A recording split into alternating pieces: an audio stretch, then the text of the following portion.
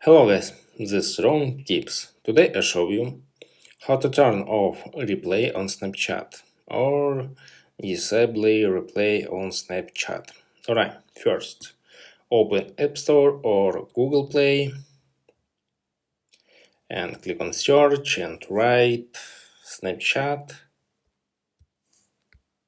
Okay, and open Snapchat and click on get or update or install and ATK and click on open.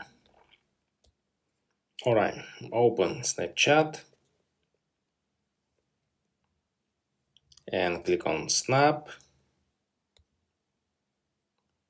Okay, and right corner and click on this icon time, no limit, and scroll 1 second. Okay, and that's all. Subscribe and give me a like if this video helps you, because your feedback helps me.